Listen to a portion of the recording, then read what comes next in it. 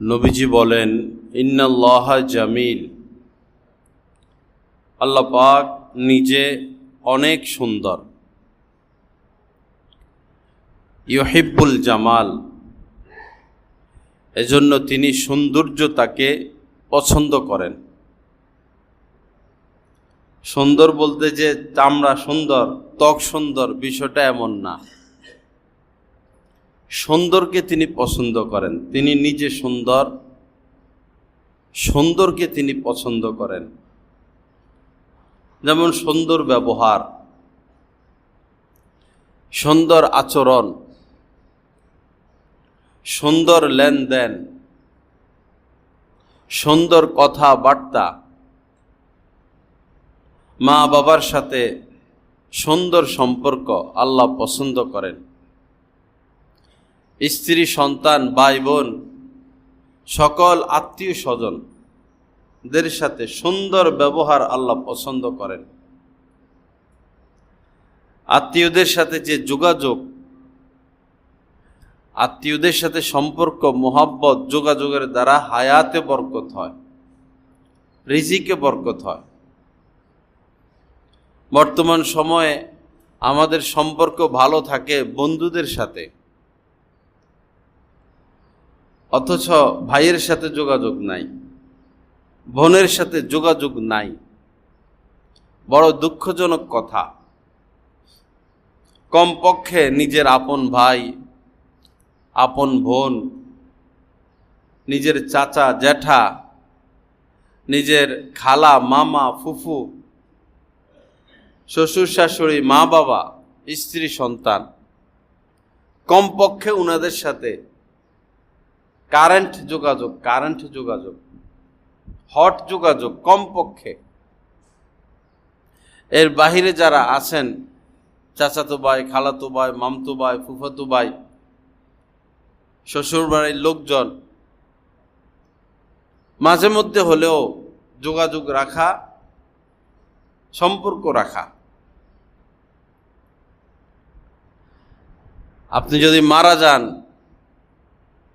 আজ যে সমস্ত বন্ধু বান্ধব ফেসবুক মার্কা যে বন্ধু, তারা হয়তো একটা কমেন্ট দিয়ে দিবে, এতটুকুই। আপনার সাথে শেষ বিদায় এখানেই, আর আপনাকে নিয়ে তার সময় হবে না, সর্বোচ্চ একদিন। আর এমনি দিন রাত যতটুকু উঠা বসা, যাদের সাথে উঠা বসা হয়, তাদের মধ্যে এমনও হয়ে যাবে যে ব্যবসায়িক ঝামেলার কারণে জানাজায় আসতে পারে নাই। কিন্তু আপনার যারা কাছের লোক, তাদের চোখে পানি চলে আসবে। হাজারো ব্যস্ততায় তারা আসবে আপনাকে শেষ নজরে দেখার জন্য। আপনি তাদের সাথে যেমন আচরণ করেন না কেন, বন্ধু বান্ধব শরীয়তে নিষেধ না, বন্ধু বান্ধব ছাড়া চলাও যায় না। কিন্তু আপন ভাইয়ের চেয়ে বন্ধুর মর্যাদা বেশি না, আপন নিজের মা বাবার চেয়ে বন্ধু বান্ধবের মর্যাদা বেশি না। আমাদের ভাবা উচিত আমার উপরে আমার মা বাবার কতটা এহসান আর বন্ধুর কতটা এহসান, আমার উপরে আমার ভাই বোনের কতটা এহসান আর বন্ধু বান্ধবের কতটা এহসান। যার যতটা এহসান আমার উপরে, আমার উচিত তার উপরে ততটা এহসান করা। অনেক ভাইয়েরা এমনও আছেন, দৈনিক বন্ধুদের সাথে কয়েকবার ফোন আলাপ হয়, যোগাযোগ, দেখা সাক্ষাৎ হয়, অথচ মায়ের সাথে সপ্তাহ গড়ায় ফোনে কথা বলার সুযোগ হয় না। মায়ের সাথে মাস গড়ায় একবার দেখা করার সুযোগ হয় না। মা যেমনই হোক না কেন, হয়তো আচরণ ভালো করে না, হয়তো দুর্ব্যবহার করে, খারাপ ব্যবহার করে, করুক না, সেটা তো আপনার দেখার বিষয় না।